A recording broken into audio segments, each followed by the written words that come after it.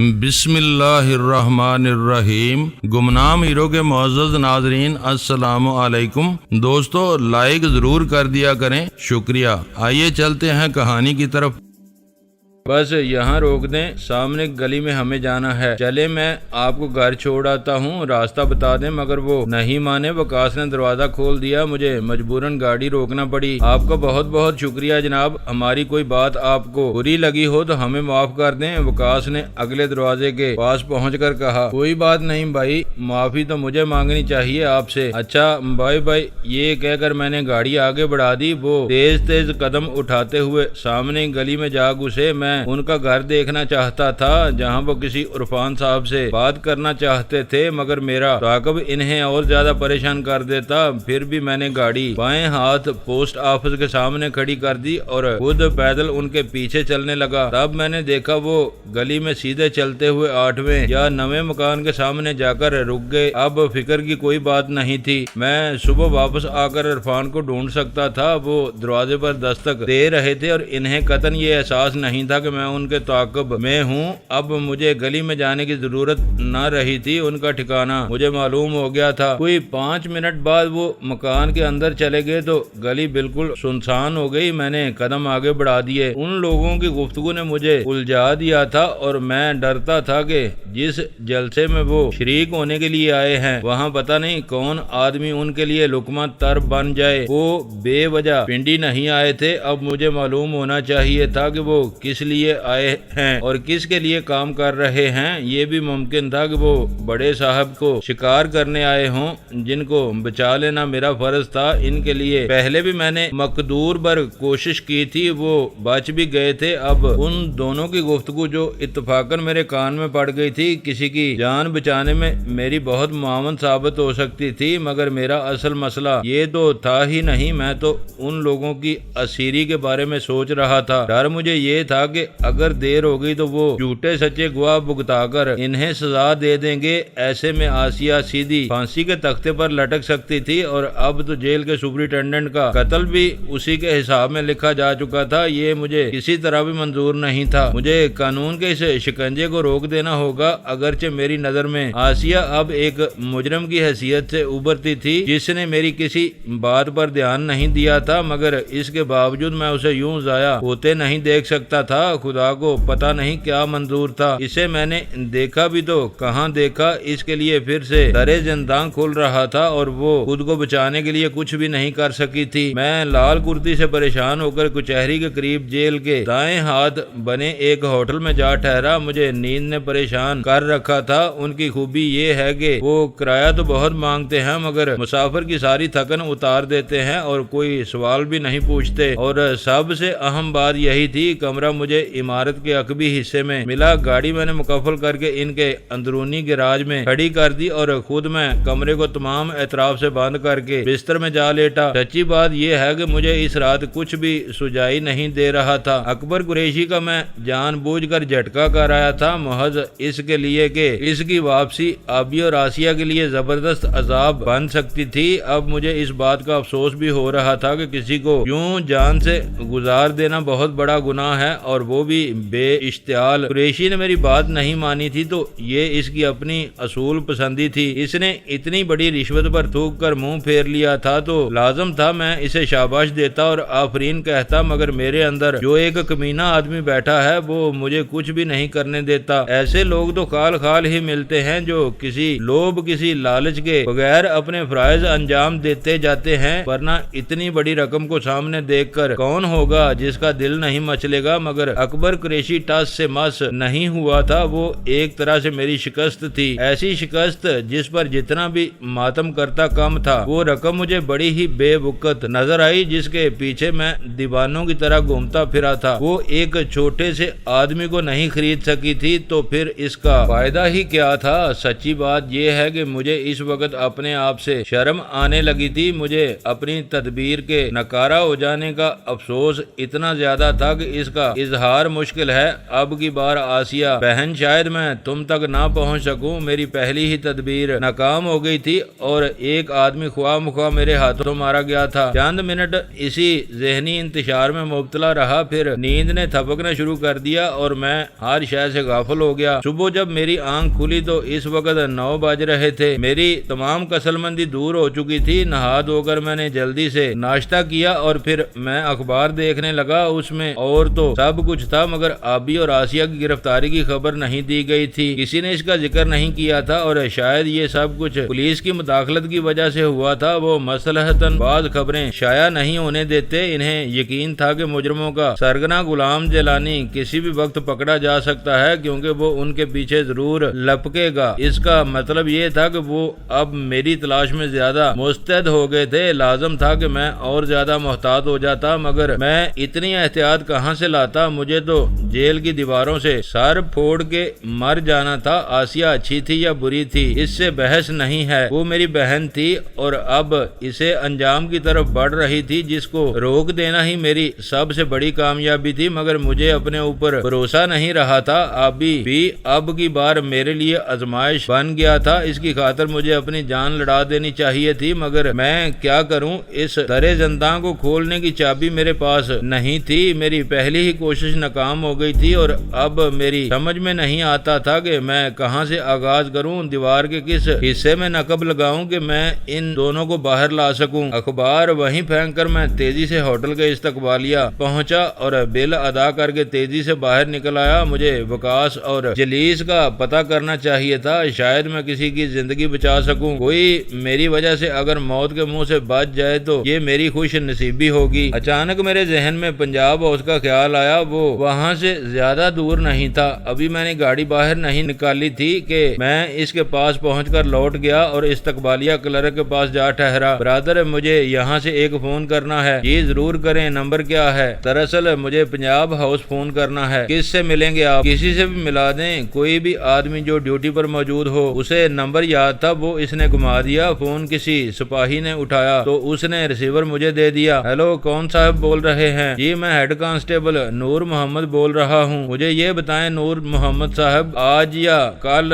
رات آپ کے ہاں لاہور سے کون کون صاحب آئے ہیں؟ آپ کون ہیں؟ میں سردار کریم نواز آف گلیشیئر پور بول رہا ہوں۔ جی سردار صاحب، یہاں بڑے صاحب آج صبح پہنچے ہیں۔ وہ اس وقت کہاں ہیں؟ اسلام آباد گئے ہیں۔ میں یہ پوچھ رہا تھا انسپیکٹر صاحب کہ کیا وہ آج چک کھرانا کے جلسے میں جائیں گے؟ جی ہاں، وہ اسی لیے آئے ہیں، پارٹی کا بہت بڑا جلسہ ہے، وہاں راجہ ریاض قدیر ان کے میزبان ہوں گے۔ آپ کی بڑی مہربانی، میں یہی معلوم کرنا چاہتا تھا، دراصل میں بھی وہیں جا رہا ہوں، شکریہ۔ یہ کہہ کر میں نے فون بند کر دیا۔ نور محمد نے مجھے بہت عمدہ معلومات فراہم کر دی تھی۔ اس کا مطلب یہ تھا کہ وہ وکاس اور جلیس بھی وہیں جا رہے تھے اور یہ محض اتفاق تھا کہ میں نے ان کی سرگوشیاں سن لی تھیں اور ایک بڑا راز میرے ہاتھ آ گیا تھا۔ آدمی سے بعض اوقات ایسی غلطیاں سرزد ہو جاتی ہیں جن کا اندمال ناممکن ہوتا ہے۔ میں جیسے ہی فون بند کر کے استقبالیہ سے باہر نکلا تو مجھے ایک آدمی تیزی سے اپنے پیچھے لپکتا نظر آیا۔ میں اس وقت گاڑی کی طرف جا رہا تھا کہ اس نے مجھے آواز دے کر روک لیا۔ میاں صاحب، میں نے قدم آہستہ کر لیے۔ اس کا حلیہ یہ بتا رہا تھا کہ وہ کوئی چٹ کپڑیا ہے اور وردی اتار کر ادھر ادھر کی بو سونگتا پھر رہا ہے۔ ان کا انداز ایسا ہی ہوتا ہے، ان کو پہچان لینا کچھ زیادہ مشکل نہیں ہوتا۔ خواہ مخواہ کا ایک احمق پن ان کے چہروں سے عیاں ہوتا ہے، حالانکہ وہ ایسے نہیں ہوتے، اندر سے بہت کایاں ہوتے ہیں۔ سفید قمیض شلوار میں ملبوس وہ آدمی بظاہر یہ دکھانے پر مصر تھا کہ بہت پریشان حال اور اندر سے ٹوٹا پھوٹا آدمی ہے۔ آپ نے مجھے بلایا ہے؟ جی ہاں۔ کہیں جا رہے ہیں آپ؟ کیا مطلب؟ یعنی میرے جانے سے مراد کیا ہے آپ کی؟ آپ پنجاب ہاؤس جا رہے ہیں؟ ہو سکتا ہے، مگر آپ کیوں پوچھ رہے ہیں؟ مجھے دراصل ریاض قدیر صاحب سے ایک کام ہے، میرا خیال ہے وہ آپ کے دوست ہیں۔ یہ کس نے کہا ہے آپ سے؟ دراصل میں نے آپ کی فون پر باتیں سنی ہیں، اگر آپ مہربانی کریں تو کسی جگہ بیٹھ کر میری بات سن لیں۔ میں بہت دکھی آدمی ہوں جناب، ہو سکے تو بڑے صاحب سے میری سفارش کروا دیں۔ اوئے جا یار، مجھے تو معاف ہی رکھ، میں تیرے کس کام آ سکتا ہوں؟ میرے اپنے 100 کام پھنسے ہیں، کوئی میرے کام نہیں آتا، میں تیری کیا خدمت کر سکتا ہوں؟ میں نے اس سے جان چھڑاتے ہوئے کہا۔ وہ اور زیادہ آزردہ خاطر ہو کر بولا، ایسا ایسا نہ کہیں سردار صاحب، میں بڑی آس لے کر آپ کے پیچھے آیا ہوں۔ کام کیا ہے تمہارا؟ میں آپ کے ساتھ ہی پنجاب ہاؤس چلتا ہوں، راستے میں آپ کو ساری بات بتا دوں گا۔ ٹھیک ہے، آؤ اندر بیٹھو، میں نے کار کا دروازہ کھولتے ہوئے کہا۔ وہ میرے ساتھ ہی اگلی نشست پر بیٹھ گیا۔ تو یہ گاڑی ہے آپ کی، ماشاءاللہ بالکل نئی نظر آتی ہے۔ کام کی بات کرو میاں، مجھے بتاؤ تمہیں بڑے صاحب سے کیا کام ہے؟ یہ کہہ کر میں گاڑی باہر سڑک پر لے آیا، مگر اس کا رویہ ایک دم بدل گیا۔ اس نے اپنا بایاں ہاتھ ذرا سا اونچا کیا تو میں یہ دیکھ کر حیران رہ گیا کہ اس نے پستول نکال لیا تھا۔ غالباً اس نے وہ قمیض کے نیچے دبا رکھا تھا۔ بہتر ہے کہ گاڑی تم سیدھی طرح تھانے لے چلو، بائیں ہاتھ ایس پی آفس میں۔ اس کی آنکھیں ایک دم خون آلود ہو گئی تھیں۔ وہ کس لیے میاں؟ میں نے گاڑی کے بریک پر پاؤں رکھ دیا۔ اور تم ہو کون بڑے بھائی؟ ذرا اپنا تعارف تو کراؤ۔ میں انسپیکٹر جان عالم ہوں، CID انسپیکٹر۔ مجھے معلوم ہونا چاہیے کہ تم بڑے صاحب کے بارے میں کیوں پوچھ رہے تھے؟ اوہ تو یہ بات ہے جان عالم صاحب، کیا بات ہے آپ کی؟ چلیں، کون سے تھانے چلیں گے آپ؟ سیدھے SP آفس چلو، کچہری کی طرف۔ ٹھیک ہے، یہ کہہ کر میں نے گاڑی کا رخ موڑ لیا۔ اس کے سامنے ذرا سا بھی میں تردد دکھاتا یا کسی بھی طرح میں دبنے لگتا تو پھر وہ بہت ہی اونچا اٹھ جاتا۔ پستول کا رخ اس نے میری طرف کر رکھا تھا، مگر اس طرح کے باہر سے کسی آدمی کو وہ نظر نہیں آتا تھا۔ وہ موٹیل میں بیٹھ کر لوگوں کی بغلیں سونگتا پھرتا تھا۔ فون پر اس نے میری گفتگو سن کر فوراً ہی مجھے دبا لینے کی کوشش کی تھی۔ اس کا خیال تھا کہ شاید اس نے کسی بہت بڑے سازشی کو پکڑ لیا ہے۔ وہ شاید اپنی جگہ ٹھیک ہی کہہ رہا تھا، اندازہ اس کا بہت ہی صحیح تھا، مگر مجھ سے وہ اس وقت کچھ بھی حاصل نہ کر سکتا تھا۔ گاڑی جیسے ہی کچہری کے قریب پہنچی، میں نے اس کا سٹیئرنگ پوری طرح پھیر کر اسے پل پر سے گزارنا چاہا اور اس کے ساتھ ہی میں گھوم کر اس کی طرف جھک گیا، اس طرح کہ اب میرا بایاں ہاتھ اس کی گردن پر جا پڑا تھا۔ باہر بھیڑ اتنی زیادہ تھی کہ چلنا مشکل ہو رہا تھا۔ اس بھیڑ کو دیکھ کر اس نے پستول چھپا لیا تھا۔ اس کا خیال تھا کہ میں سیدھی راہ پر آ گیا ہوں اور یہی اس کی خام خیالی تھی۔ میں نے فوراً ہی اس کی رگے احساس مسل دی، اس طرح کہ وہ اپنا بایاں ہاتھ قمیض کے نیچے پستول پر پوری طرح جما نہ سکا۔ اسے یہ امید نہیں تھی کہ اس پر کوئی ایسی بھی آفت آ سکتی ہے جو اسے یوں بے دم کر دے گی۔ اس کی آنکھیں ابل کر باہر آ گئیں اور منہ یوں کھل گیا جیسے وہ پانی کو ترستا مر گیا ہو۔ گاڑی کا رخ سیدھا ہوا تو میں پھر اپنی نشست پر جم کر بیٹھ گیا۔ وہ سیٹ پر یوں لیٹ گیا تھا جیسے بہت زیادہ تھک گیا ہو اور اب آرام کر رہا ہو۔ کار میں نے لوگوں کی بھیڑ میں سے گزار کر آگے نکالی تو وہ لڑکتا ہوا ڈیش بورڈ سے جا ٹکرایا۔ میں نے اپنی رفتار اور تیز کر دی، اس کو سنبھالنا میرے لیے مشکل ہو گیا تھا۔ میں سڑک پر آگے جانے کی بجائے کار کو انکم ٹیکس کمشنر کے دفتر میں لے گیا۔ کاروں کی ایک لمبی قطار عمارت کے احاطے میں کھڑی تھی۔ دولت مند لوگ انکم ٹیکس بچانے کے لیے وہاں بڑی تعداد میں آئے ہوئے تھے۔ کچھ کاریں دفتری لوگوں کی تھی۔ میں یوں ہی افراتفری میں وہاں جا پہنچا تھا، مگر میرا مطلب پورا نہیں ہو رہا تھا۔ میں اس جانے عالم کو کسی جگہ فارغ کر دینا چاہتا تھا، لیکن جگہ کوئی نہیں مل رہی تھی۔ چاروں ناچار میں نے کار کو ایک بڑے سے ٹرک کے قریب لے جا کر روکا اور اس کی جیبوں کی تلاشی لینے لگا۔ اس کا پستول میں نے الگ کر لیا، گولیاں پیٹی کے ساتھ ہی لگی رہ گئی تھی۔ پھر میں نے اس کا بٹوا بھی نکال لیا اور گاڑی کا دروازہ کھول کر جان عالم کو بڑی ہی آہستگی سے دھکیل کر ٹرک کے نیچے گرا دیا۔ اس کے اگلے پہیوں کے قریب یہ محض اتفاق تھا کہ کوئی اور آدمی اس وقت ہمیں نہیں دیکھ رہا تھا، ورنہ وہ میری کوئی دانش مندی نہیں تھی۔ ابھی میں کار کو وہاں سے ہٹا ہی رہا تھا کہ کسی نے عمارت کی تیسری منزل سے شور مچا دیا۔ کوئی آدمی وہاں سے مجھے دیکھ رہا تھا۔ وہ بلند آواز سے لوگوں کو پکارتا ہوا سیڑھی کی طرف بڑھا تو مجھے یہ محسوس ہوا کہ احاطے میں کھڑی کئی لوگ اس کی طرف متوجہ ہو گئے تھے۔ یہ اچھی بات نہیں تھی، بیشتر اس کے کہ وہ لوگ مجھ تک آ پہنچتے۔ میں نے کار سٹارٹ کی اور فوراً ہی احاطے سے نکل کر بڑی سڑک پر جا پہنچا۔ پنجاب ہاؤس وہاں سے زیادہ دور نہیں تھا، مگر میں اس طرف نہیں گیا۔ کار کو بھگاتا ہوا میں ہوٹل انٹر کانٹیننٹل تک جا پہنچا اور وہاں سے سیدھا لال کرتی کی طرف نکل گیا۔ اس جانے عالم نے مجھے نئی مصیبتوں میں پھنسا دیا تھا۔ میرا خیال ہے اس کی وجہ میرا وہ عام سا لباس ہی تھا۔ میں محض کرتا شلوار پہنے ہوئے تھا۔ اس لباس میں مجھے اتنے بڑے ہوٹل میں دیکھ کر اسے اچنبا ہوا ہوگا یا عین ممکن ہے اسے میری کار کے بارے میں کوئی شبہ ہوا ہو۔ کچھ نہ کچھ تو تھا ضرور، ورنہ محض پنجاب ہاؤس میں فون کر لینے سے تو وہ کچھ نہیں سمجھ سکتا تھا۔ ممکن ہے آباد شاہ نے اپنی کار کی چوری کی رپورٹ پولیس کو دے دی ہو۔ جانے عالم بلا وجہ میرے میرے پیچھے نہیں لپکا تھا۔ بہرحال میں اصل بات کو سمجھ نہیں سکا اور اسے ڈھیر کر کے آگے نکل آیا۔ اب وہ لوگ طرح طرح کے اندازے لگا رہے ہوں گے، ممکن ہے میرے پیچھے آ رہے ہوں۔ مجھے اس کار نے بھی نئی خدشوں میں مبتلا کر دیا تھا۔ اگر عباد شاہ نے واقعی کار کی گمشدگی کی رپورٹ تھانے میں دے دی تھی تو مجھے ہر لمحے بہت احتیاط کی ضرورت تھی، بلکہ اس کو چھوڑ ہی دینا چاہیے تھا۔ فائدہ ہی کیا تھا، وہ کسی بھی جگہ مجھے روک سکتے تھے۔ جانے عالم نے خاص طور پر گاڑی کی بات کی تھی، کہا تھا کہ یہ بالکل نئی گاڑی ہے اور یہ کچھ انوکھی چیز نہیں تھی۔ گاڑی بلا شبہ نئی تھی۔ میں کسی طرف نکلنے کی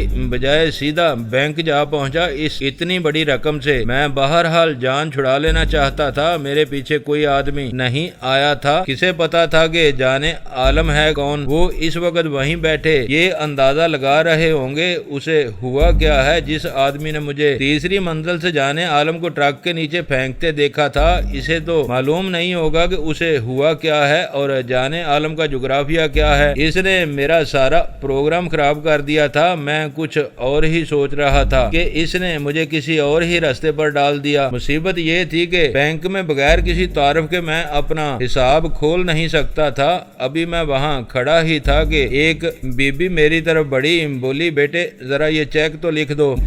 میں دستخط تو کر سکتی ہوں مگر انگریزی نہیں لکھ سکتی، تو اردو میں 2 حرف لکھ لو نا۔ نہیں، اس میں گڑبڑ ہو جاتی ہے، چیک کی رقم کچھ کی کچھ کی جا سکتی ہے۔ ہاں یہ بات تو ہے، لائیں میں لکھ دیتا ہوں۔ کتنی رقم چاہیے آپ کو؟ 8,000 روپے، بس صرف 8,000 کا چیک لکھ دو۔ میں نے اس سے چیک بک لے کر ایک چیک لکھ دیا۔ اس نے رقم کو سمجھتے ہوئے اس پر دستخط کر دیے۔ آپ میرا بھی ایک کام کر دیں بی بی، میں یہاں اپنا حساب کھلوانا چاہتا ہوں۔ تو ٹھیک ہے نا، کاغذ لاؤ، میں دستخط کر دیتی ہوں۔ آپ کی بڑی مہربانی ہے بی بی، میں ابھی فارم لے آتا ہوں۔ اسے ایک طرف کرسی پر بٹھا کر میں نے فارم لیے اور ان کو بھر کر میں نے دستخطوں کے لیے وہ کاغذ اس کی طرف بڑھا دیے۔ کوئی 45-50 کے پیٹے میں تھی وہ خاتون اور خاصی معقول دکھائی دیتی تھی۔ آنکھوں پر اس نے بہت عمدہ قسم کی اینک لگا رکھی تھی۔ اس نے فارموں پر دستخط کر دیے تو بولی تم کتنی رقم کا حساب کھلواؤ گے؟ میرا خیال ہے کہ میں 74 لاکھ روپے جمع کروا رہا ہوں۔ کیا کہا تم نے؟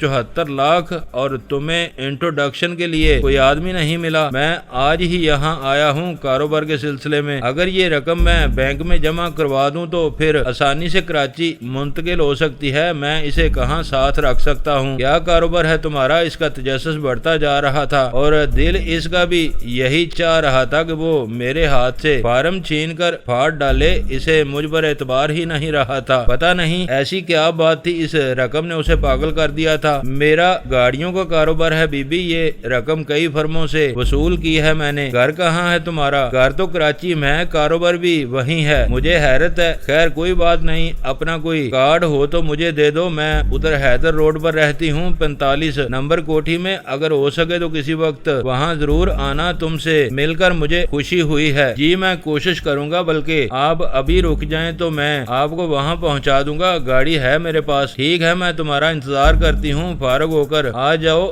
یہ کہہ کر وہ کرسی پر زیادہ جم کر بیٹھ گئی اور اپنے پرس میں سے تسبیح نکال کر منہ ہی منہ میں کوئی دعا پڑھنے لگی۔ وہ فارم لے کر میں سیدھا مینیجر کے کمرے میں جا گھسا۔ دروازے پر اس کے نام کی تختی لگی تھی جس پر فراست احمد لکھا ہوا تھا۔ جناب فراست صاحب، میں یہاں ایک اکاؤنٹ کھولنا چاہتا ہوں۔ میں دراصل کراچی سے آیا ہوں، مختلف فرموں سے میں نے رقم اکٹھی کی ہے اور یہ 74 لاکھ روپیہ ہے میرے پاس۔ بغیر کسی تمہید کے میں نے اپنا مقصد اسے بتا دیا۔ ارے آپ تشریف تو رکھیں، حد ہو گئی، اتنی بڑی رقم آپ ہاتھ میں لیے پھرتے ہیں اور یہ جانتے ہوئے بھی کہ زمانہ نازک ہے، اسی لیے تو میں آپ کے پاس آیا ہوں۔ آپ کے بینک کے ذریعے میں اسے ضرورت پڑنے پر کسی بھی وقت منتقل کر سکتا ہوں۔ ضرور ضرور، آخر ہم بیٹھے کس لیے ہیں؟ یہ کہہ کر اس نے چپراسی کو اندر بلوایا، اس سے چائے کا کہہ کر بولا فقیر محمد کو میرے پاس بھیج دو، مگر جلدی۔ اس نے فارم مجھ سے لے کر غور سے پڑھا اور بولا یہ خاتون کون ہے؟ میرا خیال ہے کہ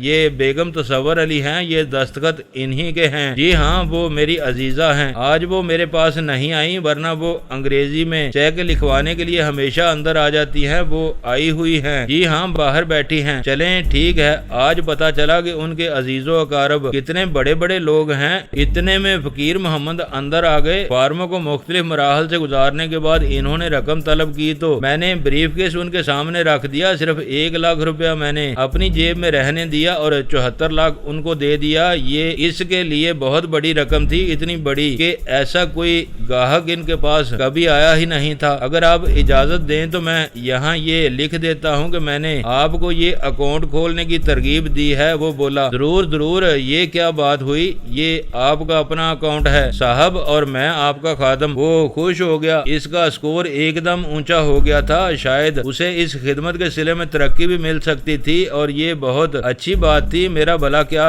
جاتا تھا۔ تمام مراحل سے فارغ ہو کر جب میں فراست احمد کے کمرے سے نکلا تو وہ میرا دوست بن چکا تھا۔ اس نے اپنا وزٹنگ کارڈ مجھے دیا، بولا آپ کو جب بھی موقع ملے میرے ہاں تشریف لائیے، کوئی بھی کام ہو مجھے بتائیں، میں حاضر ہوں۔ آپ کی بڑی مہربانی، میں کسی وقت ضرور حاضر ہوں گا، اب نہیں تو پھر کبھی صحیح، ویسے فون پر آپ سے رابطہ رہے گا۔ کہہ کر میں وہاں سے باہر نکلا تو بیگم تصور علی میری منتظر تھی اور تسبیح انہوں نے پھر سے پرس میں بند کر لی تھی۔ میرا خیال ہے کہ وہ دعا یہی مانگ رہی تھی کہ اگر ان سے کوئی گناہ سرزد ہو گیا ہے تو خدا انہیں معاف کر دے۔ اپنی ہر پریشانی میں وہ یہی دعا مانگتی ہوں گی۔ وہ اتنی بڑی رقم کی بات سن کر اندر سے بکھر کر رہ گئی تھی۔ آئیں بی بی، میں آپ کو گھر چھوڑ دیتا ہوں۔ چل بھائی، کوئی مشکل تو پیش نہیں آئی؟ جی نہیں، بلکہ آپ کا نام تو مینیجر کو معلوم تھا، وہ آپ کے دستخط بھی پہچانتا تھا۔ بیگم تصور علی ہے آپ کا نام؟ ہاں، میں اکثر یہاں آتی رہتی ہوں، فراست صاحب مجھے جانتے ہیں، آج تم مل گئے تو میں نے تم سے ہی چیک لکھوا لیا۔ بات یہ ہے بھائی، کیا نام ہے تمہارا؟ وہ میرے ساتھ ہی باہر نکل آئیں اور گاڑی میں اگلی سیٹ پر بیٹھ گئیں۔ جی میرا نام سردار کریم نواز ہے۔ اچھا، تو تم کوئی سردار ہو؟ جی ہاں، یہی میرا نام ہے۔ بات یہ ہے کہ چیک کسی بھروسے کے آدمی سے لکھواتے ہیں، اور پھر سچی بات یہ ہے کہ میری لکھائی بہت خراب ہے۔ کوئی بات نہیں بی بی، زیادہ تعلیم یافتہ نہ ہونے کے باوجود آپ بہت مہذب اور معقول نظر آتی ہیں، آپ کی شخصیت بھی دوسروں کو متاثر کرتی ہے۔ مجھے یقین ہے کہ آپ کسی بہت اچھے گھرانے سے تعلق رکھتی ہیں۔ ہاں، کبھی ایسا ہی تھا، میرے شوہر جنگلات کے ٹھیکے لیتے تھے، وہ مجھ سے عمر میں زیادہ ہی بڑے تھے، سمجھیں کہ اگر وہ زندہ ہوتے تو 60 سال کے ہوتے، میں ابھی 42 سال کی ہوں۔ تو کیا وہ؟ ہاں، وہ فوت ہو چکے ہیں، 3 سال پہلے وہ ایک حادثے میں مر گئے تھے۔ بہت اچھے آدمی تھے بھیا، بس میری بد نصیبی کہ میں پیچھے رہ گئی، پھر وہ مجھے راستہ بتانے لگی۔ کچھ ہی دیر بعد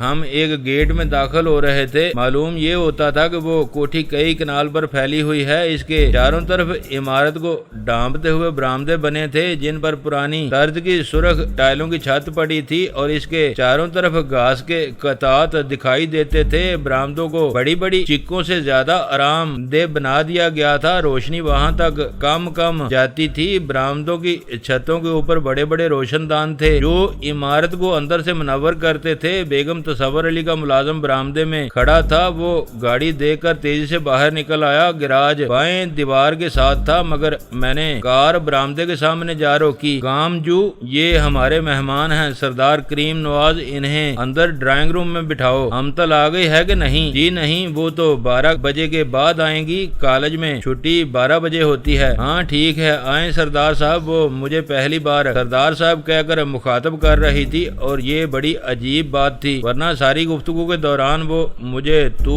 اور تم کہہ کر مخاطب کرتی رہی تھی۔ جی نہیں، مجھے ایک ضروری کام ہے بی بی، آپ کا گھر میں نے دیکھ لیا ہے، جیسے ہی فرصت ملی میں آ جاؤں گا، اب اجازت دیں۔ نہیں سردار صاحب، چائے تو پیتے جائیں۔ جی نہیں، میں اس وقت معذرت چاہتا ہوں، ویسے میں وعدہ کرتا ہوں کہ جلدی واپس آ جاؤں گا۔ اتنے میں نے جان بوجھ کر گاڑی کا انجن بند کر دیا، اسے میں نے دوبارہ سٹارٹ کرنا چاہا مگر چابی میں پوری نہیں چلا رہا تھا، دراصل میں اسے وہیں چھوڑ دینا چاہتا تھا، باہر اس کی وجہ سے مجھ پر کوئی بھی آفت آ سکتی تھی اور بیگم تصور علی کی کوٹھی میں اسے چھوڑ کر میں خود کو زیادہ محفوظ کہہ سکتا تھا۔ کوئی 10 منٹ تک میں گاڑی سے الجھتا رہا اور پھر مایوس ہو کر باہر نکل آیا۔ میرا خیال ہے اس میں کوئی خرابی پیدا ہو گئی ہے، کام میرا بہت ضروری ہے، تو پھر کسی مستری کو بلوا لیں۔ نہیں، اگر آپ برا نہ مانے تو میں اسے ادھر ہی چھوڑ دیتا ہوں، بعد میں مستری کو بلوا کر اسے درست کروا لوں گا۔ ہاں، یہ بہتر رہے گا، یہ آپ کا اپنا گھر ہے سردار صاحب، اور اسی بہانے آپ پھر یہاں آ سکیں گے۔ اگر دور نہیں جانا ہے تو کوئی ٹیکسی لے لیں۔ ہاں، یہی کروں گا، میں ابھی ٹیکسی پر چلا جاتا ہوں، اسے بھی ادھر ہی خراب ہونا تھا۔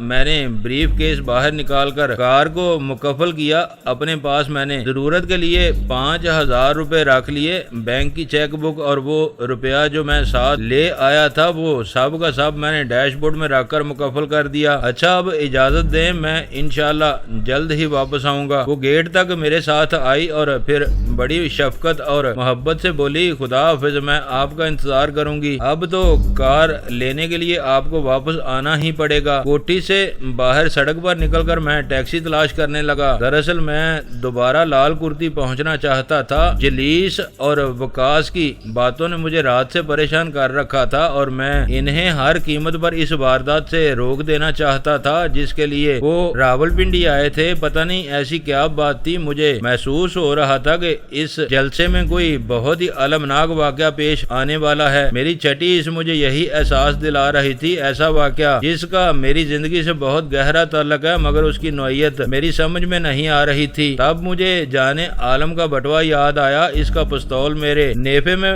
بندھا تھا۔ میں نے جیب سے بٹوا نکال کر کھول لیا۔ بیگم تصور علی کی کوٹھی کافی پیچھے رہ گئی تھی اور میں دوسری سڑک پر جا چڑھا تھا۔ گرمی سے بچنے کے لیے میں درخت کے سائے میں جا ٹھہرا اور بریف کیس زمین پر رکھ کر میں نے بڑے اطمینان سے سگریٹ سلگایا اور اس کا بٹوا دیکھنے لگا۔ اس میں سے مجھے 1500 روپے ملے، وہ میں نے الگ رکھ لیے۔ پھر اس میں بڑے کاغذات دیکھنے لگا، وہاں اس کا شناختی کارڈ موجود تھا۔ وہ واقعی پولیس انسپیکٹر تھا اور نام اس کا جانے عالم ہی تھا۔ وہ کارڈ کوئی 4 سال پرانا تھا اور ابھی تک چل رہا تھا۔ کارڈ کے ساتھ ہی ایک چھوٹی سی ڈائری رکھی تھی، اسے کھول کر تو میں حیرت میں ڈوب گیا۔ اس میں دوسرے بہت سے لوگوں کے پتوں کے علاوہ ولسن ڈارمن کا پتہ بھی لکھا تھا۔ اس کا فون نمبر اور گھر کا پتہ دونوں درج تھے اور وہ شخص گلبرگ لاہور ہی میں رہتا تھا۔ گھر کا نمبر صاف صاف لکھا تھا۔ بٹوے کے دوسرے خانے میں بھی کچھ کاغذات موجود تھے، وہ میں نے کھولے تو وہاں سے مجھے جانے عالم کے نام کا ایک اور شناختی کارڈ ملا۔ وہ کسی ولسن اینڈ ساؤتھ کمپنی کے نام کا تھا جہاں جانے عالم اسسٹنٹ مینیجر کی حیثیت سے کام کرتا تھا اور اس کے اجرا کی تاریخ زیادہ پرانی نہیں تھی۔ تب مجھے احساس ہوا کہ وہ شخص کس کے ایما پر میرے پیچھے لپکا تھا، یہ ولسن ہی تھا جس نے مجھے اس روز جانے عالم کے توسط سے اغوا کرنے کی کوشش کی تھی۔ اگر میں اس کا پتہ صاف نہ کر دیتا تو پتہ نہیں وہ میرے ساتھ کیا سلوک کرتا۔ لیکن یہ ولسن ہے کیا بلا؟ مجھ سے لاہور میں مل لینے کے لیے وہ میرے گھر آیا، پھر میں اس کی کوٹھی جا پہنچا جہاں وہ مجھ سے عمدن نہیں ملا تھا، اگرچہ میرا خیال ہے کہ وہ اس روز گھر ہی میں موجود تھا۔ اب اس نے کسی پرانے CID کے آدمی کو میرے پیچھے لگا دیا تھا۔ یہ محض اتفاق تھا کہ میں اسے موٹیل میں مل گیا اور مجھے اس نے پہچانتے ہی یہ کوشش کی کہ وہ مجھے وہیں سے لے اڑے۔ اس کا مطلب یہ تھا کہ گاڑی کے بارے میں میری تشویش بے جا ہی تھی۔ عباد شاہ نے کار کی گمشدگی کا قصہ پولیس کو نہیں بتایا تھا۔ میں نے بٹوے کا تیسرا خانہ کھول لیا۔ اس میں دراصل تہ در تہ کئی خانے موجود تھے اور ابھی میں 2 ہی کو دیکھ سکا تھا۔ تیسرے خانے کو دیکھتے ہی میرا ماتھا ٹھنکا۔ اس میں میرے تازہ فوٹو موجود تھے اور ان کا پس منظر مسٹر ولسن کا وہ برآمدہ تھا جہاں مجھے مسز ولسن نے بتایا تھا کہ میرا فوٹو کسی نے نہیں اتارا ہے بلکہ باہر بجلی چمک رہی ہے، جس کی بنا پر میں یہ سمجھا کہ میری تصویریں لی جا رہی ہیں۔ تو یہ سلسلہ تھا۔ وہ گویا جلانی کے پیچھے وہ کتا بلا وجہ نہیں لگا تھا، اس کا کوئی خاص مقصد تھا جس کو میں ابھی تک نہیں سمجھ سکا تھا۔ اس ولسن نے وہ جال میرے پیچھے یوں ہی نہیں پھینکا تھا، مگر اسے مجھ سے کیا ضد ہو سکتی ہے، میری تو کچھ سمجھ میں نہیں آ رہا تھا۔ یہ تو اچھا ہوا کہ میں نے جانے عالم کو وہیں رگید دیا تھا، ورنہ وہ تو پتہ نہیں میرا کیا حشر کرتا۔ بار بار وہ مجھے SP آفس لے جانے کے لیے کہہ رہا تھا۔ کیا وہاں اس نے میرے لیے کوئی پھندا تیار کر رکھا تھا؟ موٹیل میں وہ شاید اسی صبح پہنچا تھا۔ کیا اسے وہاں میری موجودگی کے بارے میں پہلے سے علم تھا یا وہ یوں ہی کسی کی تلاش میں وہاں جا پہنچا تھا کہ میں اس کے سامنے آ گیا؟ صورتحال قطعاً واضح نہیں تھی۔ معلوم یہ ہوتا تھا کہ ولسن مجھ سے کچھ زیادہ دور نہیں ہے، وہ بھی راولپنڈی پہنچ چکا تھا اور غالباً جانے عالم کی طرح میری تلاش میں ہوگا۔ اگر انہیں یہ معلوم ہو جاتا کہ وہ رات میں نے موٹیل میں گزاری ہے تو شاید وہ مجھے وہیں آ لیتے۔ پتہ نہیں اس خبیث نے کتنے آدمی میرے پیچھے لگا رکھے تھے۔ حالات کچھ زیادہ ہی الجھ کر رہ گئے تھے اور میں سوچ رہا تھا بیشتر اس کے کہ وہ لوگ مجھ پر حملہ آور ہوں اور مجھے بے خبری میں آ لیں۔ میں خود کیوں نہ انہیں تلاش کر کے ان کے ٹھکانے پر ہی تباہ کر دوں، بعد میں کوئی بھلا کیا کر سکتا ہے۔ مجھے سمتیں غیر متعین ہو گئی تھی۔ مجھے نہیں معلوم تھا کہ وہ کیسے اور کس راستے سے مجھ پر حملہ آور ہوگا، میرے ذہن میں اس گھڑی صرف اس جلسے تک پہنچنے کا بھوت سوار تھا۔ میں ایک بار پھر بڑے صاحب سے امداد کا خواستگار ہونا چاہتا تھا۔ وہ میری 100 طرح سے مدد کر سکتے تھے اور انہیں معلوم تھا کہ میں ان کا کتنا خیر خواہ ہوں۔ ان کا اگر میں اپنی ابتلا کے بارے میں بتا سکا تو مجھے یقین تھا کہ وہ مجھ پر مہربان ہو جائیں گے۔ میرے لیے ان کے دل میں بڑی ہمدردی تھی اور شاید یہ انہی کی وجہ سے تھا کہ میں اب تک پولیس کی دست برد سے بچا ہوا تھا، ورنہ وہ لوگ کیا